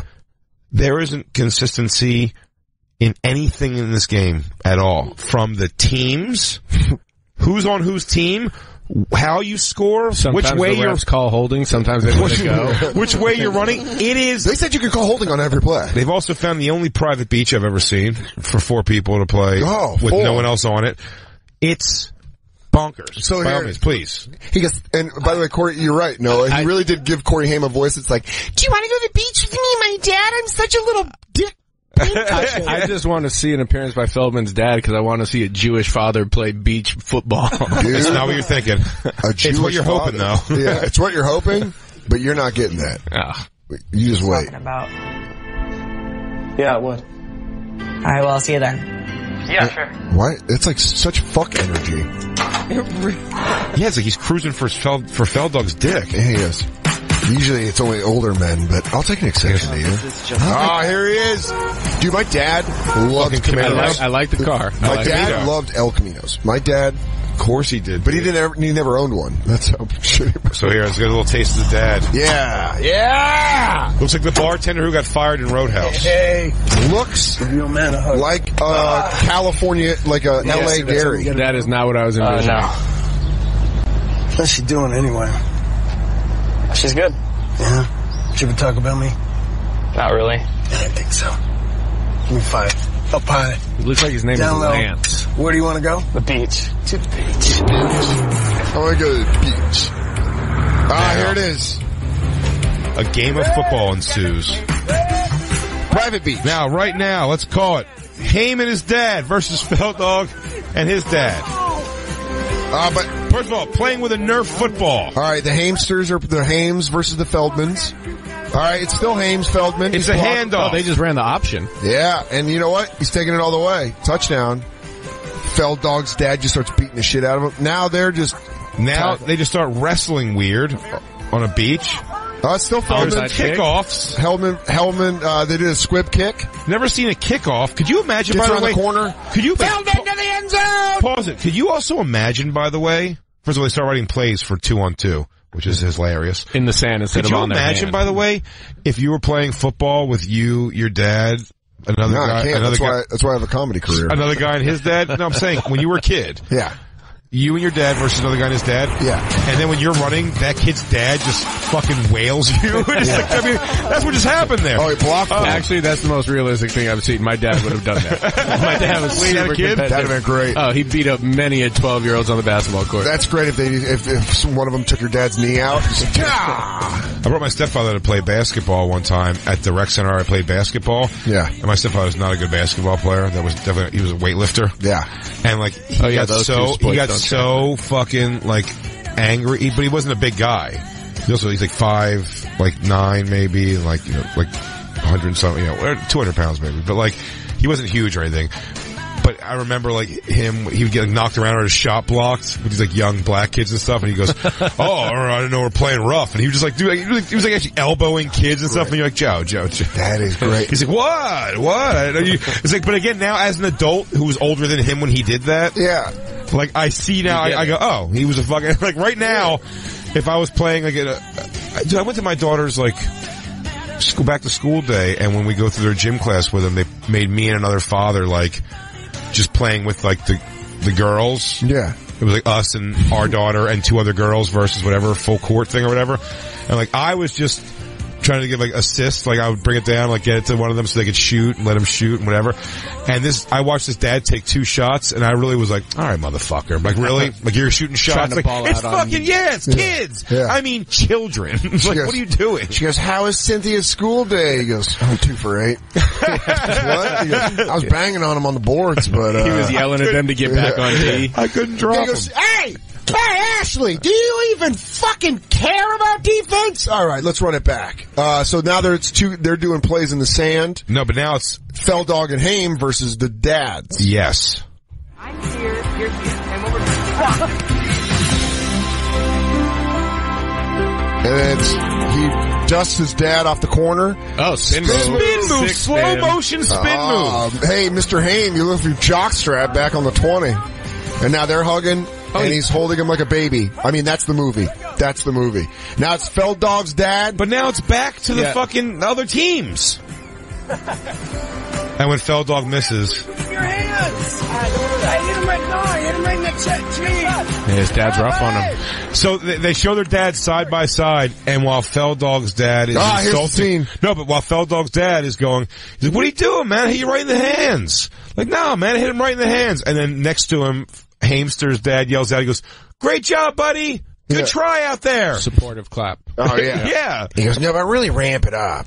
It's a good cop, bad cop approach. He goes, so Corey, I just want to make sure when we're filming the scene we got it right. It was kind of like, your dads are just playing football? He goes, yeah, well, that's how you could look at it. One way, my dad was taking me down a notch. Hamster's dad kept complimenting the spiral he threw. Yeah. It's really that. He goes, but anyway, I mean, we were friends though, so whatever. And then I taught him this handshake, and I basically gave him the kingdom, I gave him the keys to success. He's like, look, I mean, it's like, well, whatever, my dad was rougher. I was probably more prepared to handle that. No, I'm a badass. Remember, I was just running from the law after killing 3 kids who were trying to jump me. They go, yeah, we looked into that. Those kids never died. Nobody swirlies Feldman. Nobody. He goes, yeah. All right, so do you want to, should we take our break? No, just watch the scene. Yeah. When we come back, I'm going to tell the story from last night. It'll be worth it. So they're teaching them each other a handshake. So, it's here. There you go. Okay, ready? One more time. Which we definitely got to learn this and start putting into action. Yeah! Looking back now, it felt like we'd known each other forever. Right. We had the same sense of humor, the same crazy ambition, and the same quest for adventure. Right here. So my dad's like screaming at me, stop! You're gonna put the puck in the wrong net! That's awesome. It's awesome. You suck at hockey. That's awesome. Her mom would kill me. Really? Why? She's got this thing where she's like obsessed about me, not messing up my face for work. I can't even ride my bike around the block. I had to sneak it out of the garage. Yeah, but I bet you were fine, right? Hey, wait. What's with the 222? Yeah! Pause. Oh, what? Yeah! Now pause only because. Boom! So. This is such, do you understand at this moment of the movie, if you're a Feldog fan and you followed along with this show, the fact that they put this reference in the movie is like an Easter egg. The way Marvel fans cream their pants when they reference Thanos or something. Thanos' crown or some shit. Of course, that's the Ring of Destruction and that belongs on Thanos' ring. Obviously, this is gonna set up Infinity Wars. That line was the reward for being a Feldog fan. Dude. Oh yeah. You don't Or at know. least a Bonfire fan. Yeah, Bonfire fan. We have our PhDs in Feldog. Sure. But 222 was the Hamster's favorite number. What's Feldog's favorite number, Jay? 22. Just out of the blue. That's a thing. Okay. I promise you, when the sentence starts, 222 was his favorite number. He explains why in a second here. Yeah. He'll explain to you why in a second. And then Feld dogs for no particular reason at all. 22. Sounds like that was almost made up, right? When you're trying to just pretend you're friends with somebody. Did you ever see Star Wars? Yes. And what was your favorite part? Well, what was your favorite part? The end was great. Just trying to find somebody to lie out of it. He goes, that was also my favorite part. In my notes, as we were saying, we were taking notes for this when we watched it separately. My notes that I sent to you, when as soon as you hear Corey Haim say the line, we're both named Corey, my notes are just the quote from that point on. I just had to write every line of it because I'm like, I can't even paraphrase how ridiculous this is. Mine was, I just wrote down dad fun. And I wrote, foreign to me. I wrote, might be a made up dream. Where it was like, that scene right there, I would not have been surprised if someone from the Haim estate would have been like, that never happened. Never played football. Their fathers never met. Mr. Haim for sure told him to dance. No, his cousin definitely told him to dance. Yeah. Steven Spielberg's like, no, I bragged often to Michael Jackson about Corey Feldman's dance moves. Play this scene. Yeah, but I bet you were fine, right? Hey, wait. What's with the 222? Is this is like a thing that I have with my dad. So you can divide it by any number. It's infinite. That's funny. My favorite number is 22. Cool. Okay, so let me get this straight. Your name is Corey. My name is Corey. You're an actor. I'm an actor. Yeah. You're Jewish and I'm Jewish. Okay. Your number is 22 and my number is 222. But, mine's just two numbers, so it's better. Oh, no, it is not. Come on. Oh, sexual tension. You could cut it with a knife. When I saw that scene, when I was like, this will be the most entertaining movie I'll see in 2018, it's January 7th. Yeah, where he goes, you're Jewish? Really wish they would have left that part out. You're Jewish, I'm Jewish. That's almost like... As a Noah Garden sports, that one cut me to my core. I mean, I'm Jewish, you're Jewish, which has nothing... Which is why we're going to discuss numbers. Yeah. Which leads me to my next question. Where were you? Where do you go to temple? It's divisible by infinity. Don't you understand? You can divide it by any number. Corey, you're a Jewish Corey. How many Jewish Corys do you know? 222. There's so many. Yeah, that is one of the funniest parts. Let's take our last break, and then we'll come back and I'll tell you. Sure. We're going to continue this is the song he wrote about it. We're continuing this conversation as long as it takes during the week. Oh, no, we're going to keep going. Noah Garden Schwartz is going to be at the Draft House in Washington, D.C. this Friday and Saturday. Go to drafthousecomedy.com for tickets, and we're going to be right back on the Bonfire. We're going to leave you with a little 222. And now, back to the Bonfire with Big J. Oakerson and Dan Soder. We're hanging out with Noah Garden Schwartz. What up? You can catch him. The Draft House in Washington, D.C. this weekend, Friday, January 12th and Saturday, January 13th. Get tickets at drafthousecomedy.com. Man, I'm so excited to get back into the Corey stuff tomorrow. Oh, yeah. I mean, we got a bajillion hours left of this in us. But I want to tell you a story while it's topical from last night. Mm-hmm. I came home yesterday, or I guess the night before last, and decided I was like, let's see if Lewis and his girlfriend, Kim, thank God, did not go. Thank God. This would have been worse. Dave and Lauren and me and Christine were like, let's go see that I, Tonya movie. Oh, yeah. I hear it was fucking great. Let's go see I, Tonya. And we go, I'm like, and Dave just moved. Dave's on the Upper West now, so let's go see Dave's place, and we'll go Lincoln Center was showing it. Mm-hmm. Great. We get to the movies, we go in, it's a reserved seating one. Okay. This has happened more than once, and I fucking hate it. It's what I hate about the reserved seating. If someone's in your seat. Yeah. Right? And by the way, it's 4 seats, and they're in the middle two, of course, of all of it. Yeah. The guy was black, the girl was... She was black, yeah? She was light-skinned black, yeah. So you were not looking forward to this confrontation about you were like, I wish there was a real white dude. Yeah. Oh, no, not at all. I'm always okay to go up and say the thing. I've done it a bunch of times in theaters because it happens a lot. You can kind of go. And by the way, what they said to us has also been said to me a lot, and I'm always kind of like, I don't know what you want me to say about that? So we go over and we go, hey, he goes, I think these are actually our seats. Not looking for a confrontation, not hoping for one, not thinking there will be any. And guess what? The guy doesn't seem to think there's going to be a problem either. The guy what's funny about this is they have definitely a big bag of food from a diner. Yeah. And, he's got a big bag of popcorn that's like from home, obviously. Yeah, they're a little spread out. But you expect when you say, oh, you're in our seats, that they're just going to get up and move. How packed was the theater? Big winter coats as well. Not very packed. Not very packed at all. Doesn't matter. We got the seats to 4 in the row we wanted to watch the movie in. Yeah. I was just asking just to set the scene. And I'm by the way, after you, Jay. That's right. No, okay, yeah, that's what you're right. It wasn't very packed. In fact, listen, Plantation. There could have been an immediate of us just going in and going like, oh, those are. So those black people in the 4 seats. We'll sit the ones before it. We'll sit the ones in front of it. But I was like, but I didn't. If it makes sense, maybe if I went back in time, although people eating a full diner meal behind me would bother me. It's a matter of principle.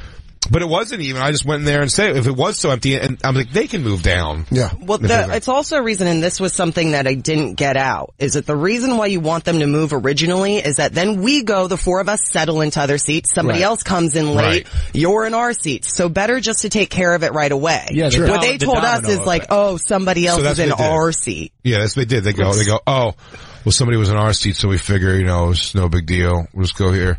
And I was like, yeah, no, it's not a big deal. I was like, but we have 5 through 8. So, I mean, if you guys, whatever you want to do. And then, he's like, the girl I can see now, who's on the other side of him, is really doing a lot of in his ear, like, and the guy's like, yeah, man, he goes, it's just like, we're like sitting here already, so it's like, kind of is what it is, right? And I'm like, no, but I'm like, they're just like, because by the way, now it's getting weird to me. I'm like, oh, are we in a thing, dude? I was just gonna be like, oh yeah, these 4 are ours, I'm not telling on you, like, move over, you know what I mean? Like, and so. Could they have moved over pretty easy? Our seats 9 and 10 available. The whole row in front of them was open. The seats on the other side were open. They were just in our seats in the middle of this row. Got it. And there's probably, I'd say maybe 20 other people in the theater, 25. Yeah, maybe. Okay. So it wasn't there's just me watching and going, these people are pretty particular about their seats. It wasn't a big theater. Well, I said that's the other thing too, is now you're like, when you're in the middle of sort of being in a thing in the theater, now another jerk off in the back is like, shut the fuck up and sit down. Was the movie started? No. No, it wasn't. It was previews. It was still getting, like, the fact that they weren't. Come for the previews. They weren't getting up. And then the guy was starting to argue because of what the girl was saying. But he wasn't even arguing. He was more trying. She's saying whatever she's saying to him is definitely, we find out later, is definitely not on the same tone of what he's doing. Is more of like a, hey man, can we just like, is it like a big deal? Like, can we just like, what I mean? Like, let us just, can you guys move? And it's like, and we're just getting to the point now where you're like, it's principle. I'm like, what do you ask? Like, somebody else said, it's like, so, go talk to them. How's this my problem? Yeah, tell them to move. Yeah, I'm like, why are we having I really said several times this, I go, why is this a thing we're having? Yeah, that's like if someone lost a bet to you and instead of paying you, they said that someone else owes them money, go get it from them. That's exactly what it is, where you're like, yeah, he owes me $20. And sorry. No, what? Just also that with the place said not understanding that then they're putting us in the position to have this happen to us. It doesn't matter. So what's funny is, which a lot of these, and I don't mean this even because it involves black people, but ghetto-esque encounters like this, of saying it's getting into a weird place for no reason. The girl eventually says, I didn't hear this initially, but Christine's reaction, the girl says, oh, whatever, let's just move, like, this girl's gonna be a cunt about it the whole time, like that. And it's like, no one was being a cunt at all, no one's even being shitty. Yeah. And, this girl's gonna be a cunt about it, but they moved over. Okay. Right? Oh. No, that's not what happened. No. She was getting up and she goes, You're right. This girl's gonna be a cunt about it. And I go, excuse me? Did you just call me a cunt? Now keep in mind, I will say this is an appropriate way to set the scene for I, Tonya. I know. It's not the worst. Isn't that fucking hilarious? Oh, by the way, I never even thought of that, like 2 girls almost getting into a fight. So what happens is, the girl... I did make a bunch of jokes about wanting to bash her and with that. The girl stands up. After Christine says this? Yeah. As soon as I say, excuse me, did you just call me cunt? She goes, yes, I did. She stands up and she starts to try to, like, put her hand in my face. So she stands up. I'm standing already. And then the dude stands up. How big is he? Kurt Metzger size. It's a big guy. Yes, I don't not know. small. That's what Dave Smith said. I don't know. It didn't strike me as a thing where I was like, I don't know. Again, here's the situation. Kurt's a big guy. I want to say what's going on here in my head. You're racist. I'm full-blown racist. You go, move, blacks! They go, what No. What's going through my head is nothing about my heart's thumping because I'm like, we're in a goddamn thing. In the movie. Dude, it's so embarrassing. It's not a concern about this guy, cause no matter whatever's happening here, it's me and Dave. This guy's by himself with his chick. So it was never even like a, there's no way as whatever. I mean, there's two people going at him. What worst you case don't know scenario. is he's the current IBF welterweight What champion. you don't know is he trained under Corey Feldman. Yeah. I taught that man. He's ready for two. Yeah, headbutt. I gave him my dangerous secrets. You'll find out in Dangerous Liaisons too. Corey Feldman sword. So, so what happened? So when the guy stands up, now the girl's going around her and like basically threatening Christine. She says, "Fuck you, bitch! What the fuck are you gonna do?" And she starts doing a thing where she goes, "Yeah," and she starts like putting her finger like right in front of Christine's face like crazy. Never touched you. I don't think. She starts trying to touch me, and I just get really white girl huffy, and I say, slap her hand away? No. Jay slapped her hand away. I said, "You touch me, you get arrested." Do you understand? That is white girl huffy. That is white girl huffy. What a white lady move! If you touch, I am the executive producer. What are you? And she threw her stole. I am 100% white girl from the beach. Cops are my friends. You're Duke from Rocky V. Yeah. Touch me and I'll sue. Touch me and I'll sue. The girl was waving her finger. At Christine Faye, and I slapped the girl's hand away. And the guy even his reaction was kind of just like, he didn't touch me after that. He was just like, come on, man, come on. Like, and the guy's trying to be like, he's trying to be decent. He's trying to be a little like, what's up, motherfucker? Oh, is he? Because the way you're making him sound right now, you're making him sound like he's almost folding and his girlfriend's the bitch. Well, it sounds like he was reluctantly being the what's up motherfucker on behalf of his woman. Christine put it yesterday perfectly.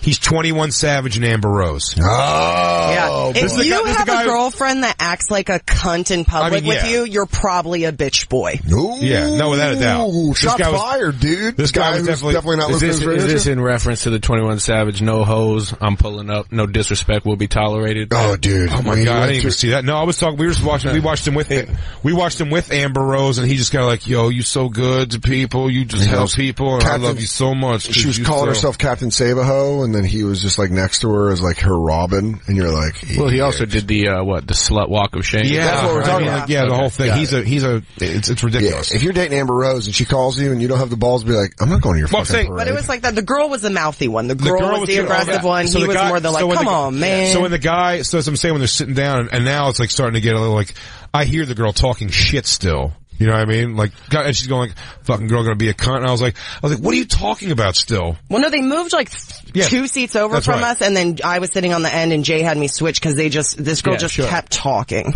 So the girl kept talking, and she's like, whatever. And I'm looking over at him because the guy's not saying anything. Mm-hmm. And I'm looking over, I go, dude, why is this a thing still? Just sit and watch the fucking movie. And she goes like that. I mean, it's always, what I hate about these situations is my heart stomach. I'm like, is this going to become a physical thing? Yeah. No, it's not like there's like security really that's there that's going to help or anything. Mm-hmm. So I mean, is it going to become a thing? So I'm not thinking of all the wonderful things I wish. Like, I wish my comedy stayed intact more. Cause like, 2 hours later, you're like, when the girl's like waving me off, I'm like, that's really what I should have just been like, fuck your mother. Just something that pisses off a black woman enough to make her stand up and just knock this guy out. Well, the girl was trying to talk shit, so I would start talking shit, hoping that she could talk enough shit to get me to throw a punch because she's a low-class twat. I just love the fact that this fight was happening and you guys still had to sit like next to each other. That's great. We didn't have to. And by the way, you're enjoying a film. Oh yeah, like watching something where when they like, sat right there and they kept talking. That's what the thing was crazy. So I was like, yeah, they gotta go. I'm like, they gotta. And Christine goes, I'm gonna go get the people. Oh no, as soon as she started talking, and I was like, I'm getting a manager. Oh man, you were like Pokemon. You went full white lady where you evolved. You're like, you're like, in a span of 5 minutes, she threatened to call the cops and got a manager. She almost got the trifecta. If you asked if there was any peanuts in this food, you would have that would have been the trifecta. So anyway, so Christine goes and gets the people. Yeah. The I'm manager. Sitting there. I turn to them and I say, I'm like, I don't know what the fuck you guys want this to be a whole ordeal for, but now it's going to be a whole ordeal. So congratulate, whatever. And like, so, and then the girl's like, well, and then so Christine comes back. Now the movie's getting ready to start. Lights are going down for the movie. And they come in. So I go over to the security people and the staff, whatever's one security I went out guy. and I got, like, everybody. Yeah. And there were like 6 people there. Yeah, because by the way, it's mostly girls. They're all just like interested in what's going on is all it is. They're coming in to see a thing and they don't see it. The first dumbass comes over. And I call her a dumbass for sure because what she did was so stupid. She had no understanding of what was going on. She comes over, she goes, so where are they at? They're in your seats? And we're like, I go, no, and she's trying to come down the aisle to talk to them. I go, no, don't go talk to them about being in the wrong seats. That's a waste of time now. We're not there anymore. Yeah, this chick's like threatening my fucking chick. You know, it's like. By the way, I went out there and I said, this woman called me a cunt and she physically threatened me. She needs to go. Oh, I love that tone. And another thing is, Bryson's reading level is where it needs to be. Oh, I came out. It's the right answer. It's the right answer. What Christine's doing is all the right things, to technically. Speak Spanish in America just feels unpatriotic. But you know, she's doing the right thing in the essence of like I said, we're fucking adults, man. I just turned 40. You know what I mean? Like, what you're going through right now would be driving me absolutely fucking insane. If someone was sitting 2 seats away from me talking shit, I'd be like, let's just fucking do this. Like, let's not. I stormed out. She said I had a mullet. I was like, anybody hear that bitch say I had a mullet? By the way. That's worse than calling you a cunt. Yeah. That's worse. True. Mullet having bitch, and you go, that's good writing. So the security people come, I'll go over to them and I'm telling them what's going on. I go, yeah, it's like, they're just there, they're fucking talking shit. And I go, and the reality is, like, what are we gonna do? We're gonna sit here and watch a movie, like, next to them. I go, when this thing's over, like, that girl's gonna try to start shit with us, and then it's gonna end up being like, I'm gonna end up in a fist fight with this dude because of this chick. Or Tanya's so good it brings you together. I don't think you guys Which is the more likely scenario. If Soder, I'm telling you, if they had moved and that was the end of it, and they stopped talking, but sitting 2 seats away from us, this fucking bitch, this There's fucking nothing. cunt. She kept saying white trash. She's white trash, It is bitch. funny saying white trash while you're eating diner food. Yeah, and trying to start a fist fight in a movie theater. And by the way, white trash, to me, the fact that she was saying white trash and she was black, she was instigating me. She's trying to instigate me to say something shitty back to her. And another thing, I don't ever want you to call me. I'll fucking rip your goddamn face off. And you're like, whoa, Christine, I don't know. But it is funny to call the person white trash who's going to get the manager. Yeah, white trash. And not trying to fist has fight. nothing to do with it. Not trying to fist fight over your diner food at a movie theater. I'm just trying to put myself in the mind state of the like 19-year-old girl who works at the theater who's told about a security threat and then comes in to find out that she's defending someone that looks like Jay. Yeah. Like she walks in and sees Jay huffing in the seat. Well, that's the thing too as a woman because look, I've dealt with a lot of bitchy chicks in my life. A lot of times I also have authority to be able to get rid of them. So for me being in a situation with no authority like this is killing. Well, explain what you're saying. You're saying as like managing comedy clubs. As a manager of like a comedy club, I've managed a lot of venues. I've kicked people out. If a customer came up to me and was like, this girl's sitting 2 seats down from me calling me a cunt trying to get me to fight, get him out. So, please. What happens next is because when you bring this entire staff in who's very excited to see what's going on. Hell yeah, it's fucking and maybe Sunday night at the movies. Even one of them's going to tell them like throw gas on the flame. Even one of them's going to tell them to move down a couple of rows. Right? Or she's going to go like, they pull out her phone, Black Luge's mouth to World Star, and he's absolutely correct. One of those people is going to pull their phone out and go, why don't you do something about it, bitch? Starts filming. But they made him move down a couple rows and they keep coming back and it's like, yeah, so we moved down a couple rows. I go, guys, I don't know what you don't see the problem is here.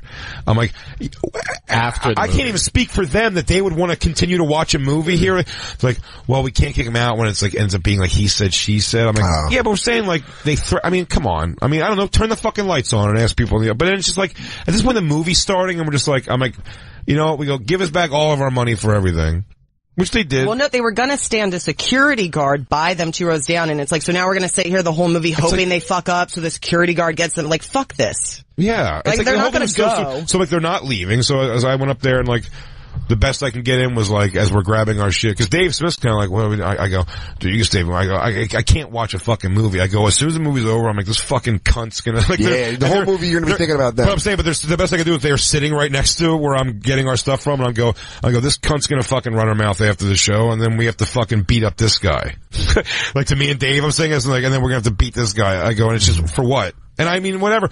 Maybe the guy's a fucking world class boxer, I have no idea. I'm just saying, all I could do at that point was be like, you're a faggot and you're a cunt and we're out of here. And can I add? And we left. But the best part is, the real punchline of the story, because we do have to go here in a second, to me was, they were refunding us all of our refreshments and giving us free tickets and refunding our ticket money.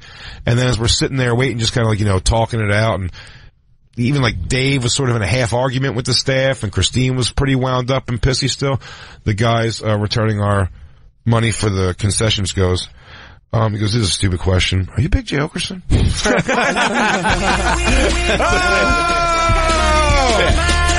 That's gotta make you feel good. It was the real punchline though. White refund! I'm fuming because my white girl power didn't work, and that woman's still sitting in the movie theater. Well, here's the best part. I promise you, once you guys left, they went back to the original seats that you guys were fighting on. Most certainly, but I'll tell you this, one thing is for sure, the only solace I was able to take it all was they definitely didn't enjoy the movie. Like, when we all left, 5 minutes after we walked out of the theater, Dave and Lauren were even kind of like, yeah, that was a good call. Like, I would have never been focused on that movie. I'm like, now I just want to see them start talking, assume they're talking shit about us, and kick this fucking jerk off in the back of the head. And I'm mad from the beginning because I'm like, I just got called a cunt. I don't want to sit 2 seats down from a person that just called me a cunt. Right now there's a lady in Brooklyn. I mean, you're always sitting next to somebody that does. I know, but it's you. You love me. But right now there's a lady in Brooklyn right now at work who goes, oh, we went and saw Tanya. Like, how was it? All right. This is what I hope, is I hope like, she... For 40 to 30 minutes going, and then we tried to get people to interfere. And she's like, I don't know, these white trash-ass motherfuckers were sitting in the seat. Did anything happen before the film? Not really. No. We got food from the diner. But it's all my... Just regular going to the movies type shit. But it's my fear. I always say my fear of the movies, why I hate going to movies is... I hate other people being disruptive during the movie. I'm never disruptive during the movie. And what I hate is if it's happening right on top of me, and you gotta be the guy, which I've had to do a handful of times. I shouldn't say I've had to do it probably a million times. I've done it a handful of times where you just kind of turn around. Because, by the way, you're also thrown blind usually half the time on that. Where you're like, is this 8 dudes? You're trying to listen almost, or is it a couple or something? And turn around and be like, hey, dude, please. Well, usually you give a stern turnaround and you get to see who you're facing. Yeah, you stare and you give a look of shut the fuck up. But even that, I'm just like, my whole thing is, even if you just kind of go, my first thing's always going to be, it's like, hey guys, please, like, you're killing me, man. One time, I'm like, where if somebody did that to me, if somebody told me to shush in a movie theater, if I got to the point, not to shush, it was like, hey man, it's like, you're being a little loud. Same thing. Hey man, you're sitting in our seats. My reaction, why I get so angry at this, is, oh shit, sorry man. I didn't realize. So, or it's like, oh shit. So you're just mad that anyone, that no one has that reaction, you get upset, which I totally get. Irate, because that's the same thing. I would have just moved. Yeah. Do you know what I mean? If somebody asked me to be quiet. So my fear is always that, is I'm gonna go, hey, you're in our seats, and they go, I'm gonna well, do something about it, motherfucker, which is essentially a long form of what happened. I've been on the wrong end of that and been wrong before. I was on mushrooms and I went and saw episode 2, Star Wars. You're throwing fucking, Sour Patch Kids in the air. Yeah, Star Wars fans are super laid back about the movie experience. Dude, I said that I was on the wrong end of this because the mushrooms kicked in, and I remember because it was still when the previews weren't. Now they do commercials where they're all video, but back in the day they used to do like the Q&A or like the you know, like they'd ask a trivia question and then come back. But the Orville Redenbacher popcorn thing, the mushrooms kicked in because it looked like the thing of popcorn was slowly falling out of the screen, and I was like, whoa.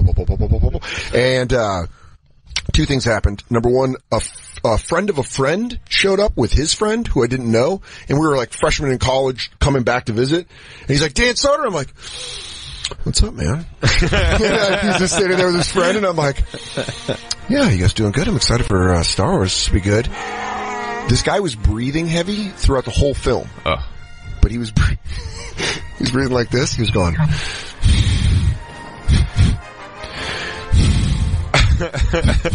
So minute 45 I go, hey dude, stop breathing like that. To a stranger? He goes, dude, complete stranger, sitting behind me. I go, dude, stop breathing like that. And he goes, excuse me? And I go, you're breathing like this. And I did it for him. I go, you're breathing like this. Stop.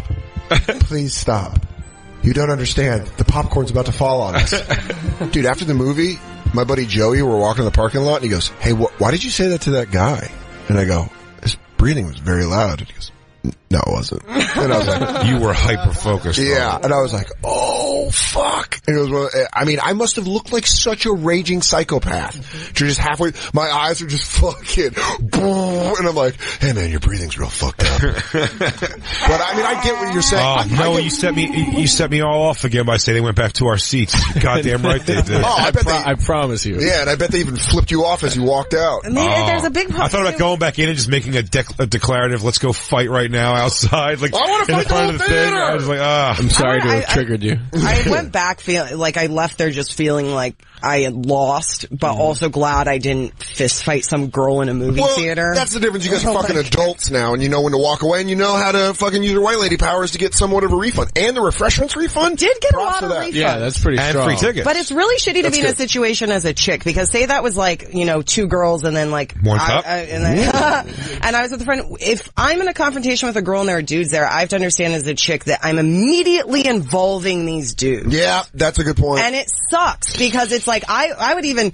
My thing would be like a snide comment to the guy, like when the girl calls me, come be like, oh wow, you've got your hands full, don't you? Yeah. And then just like walk away and be like, yeah, I just insulted you to your boyfriend and now like but anything is dragging guys into it, and that sucked. I was like, I don't know what I could have done. I felt all night. I was like, "What could I have done differently to make that go?" It sucks when you have to clutch on to the idea of too. I'm like, remember I shoved that girl's hand though.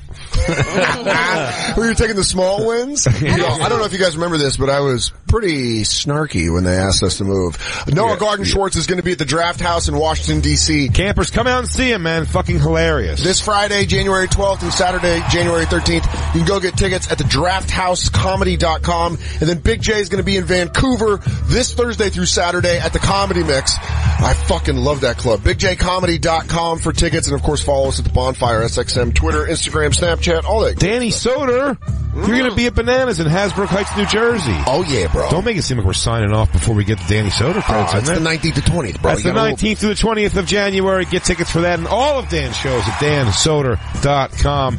Noah, thanks for hanging out with us, buddy. My pleasure. Thank you. And we'll catch you guys tomorrow with another live Bonfire. Crackle, crackle. Crackle.